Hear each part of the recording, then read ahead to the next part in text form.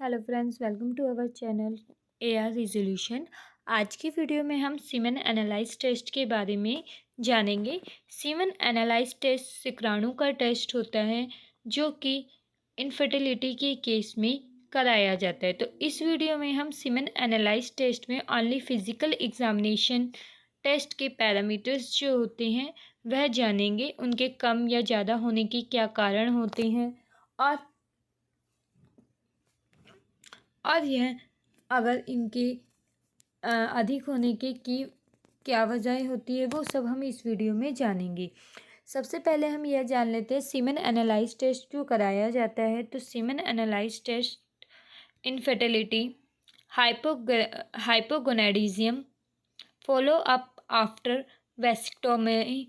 वेसिक्टोमाई जो होता है वह नसबंदी होती है जो कि मेंस में कराई जाती है। और इसके अलावा period to donation for artificial insemination and storage of semen before radiotherapy, इन केसेस में जो है यह टेस्ट कराया जाता है। अगर आप सीमेन का सैंपल देते हैं तो उसमें जो है आपकी मोटिलिटी, क्वांटिटी, स्पर्मेटोजोआ जो है वो चेक किया जाता है। इसके अलावा एक लैब में जब भी ये सैंपल पेशेंट देने आता है तो हमेशा आप कोशिश करिए कि जो सैंपल है वह 30 मिनट्स के अंदर ही जो है वो टेस्टिंग के लिए लगा दिया जाए। और सेकेंड थिंग्स, जो टेस्ट सीमेन का सैंपल पेशेंट देने आता है वो हमेशा सैंपल जो है वो विदाउट डिप्रेशन या विदाउट टेंशन के में दे, क्योंकि अगर सैंपल जो है वो टेंशन में दिया जाता है तो उसका जो फ़र्क होता है वो मोर्टेलिटी पर पड़ता है।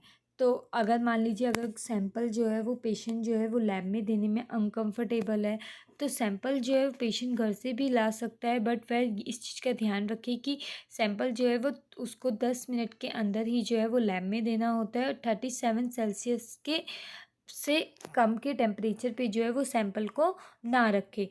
और इसके लिए अगर वह मॉर्निंग का सैंपल दे तो बेटर रहता है। और इसके अलावा इस टेस्टिंग के लिए जो सैंपल दिया जाता है वह 3 डेज़ के गैप के भीतर दिया जाता है। 3 डेज़ की सेक्सुअल एब्सेंस में दिया जाता है, मीन्स 3 दिन तक जो है कोई भी सेक्सुअल एक्टिविटी जो है वो पेशेंट ने ना की हो।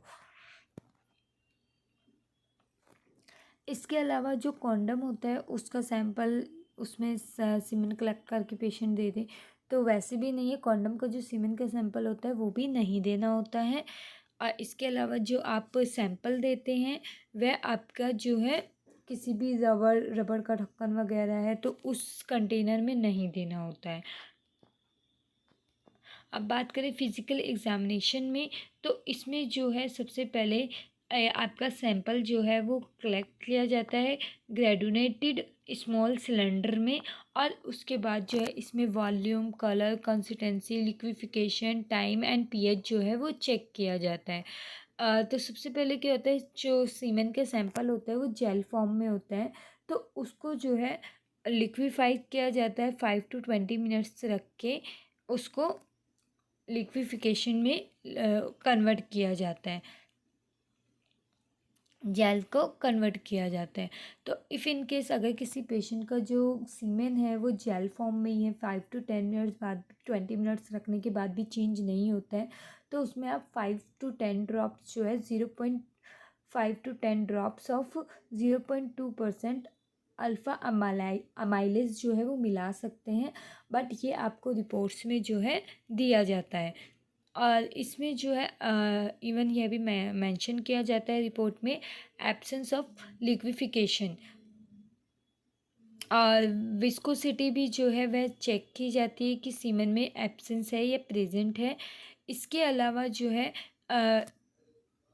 विस्कोसिटी में होता क्या है, तो जब सीमेन का सैंपल ड्रॉप किया जाता है तो उसको जब पिपेट की मदद से उठाया जाता है तो उसकी जो लंबाई है वह 10 सेंटीमीटर से लंबी है या नहीं वह जांचा जाता है। वॉल्यूम की बात करें तो नॉर्मली 30 से 35 साल की उम्र में जो है सीमेन में वॉल्यूम जो है वो सही आती है, बट 50 साल के बाद जो है सीमेन की वॉल्यूम जो है वो कम हो जाती है।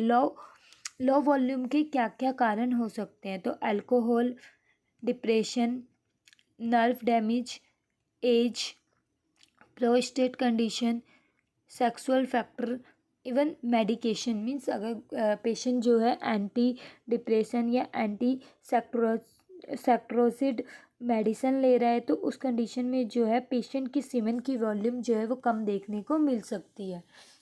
कलर की बात करें तो सीमेन का जो कलर होता है नॉर्मल वाइटिश कलर का होता है, but if in case yellow colour का सीमेन है तो उसका रीज़न जॉन्डिस या फिर यूरिन आ रहा है सीमेन में, वो लिकोसाइटोस्पेमिया, प्रोस्टेट इन्फेक्शन या फिर लाइफ स्टाइल फैक्टर जैसे मेडिसिन या वो अदरक प्याज ज़्यादा खाता है, अल्कोहल, ये सब हो सकते हैं। इसके अलावा कलर में अगर रेड ब्राउनिश सीमेन कलर है तो डेट मीन्स सीमेन में जो है वो ब्लड आ रहा है।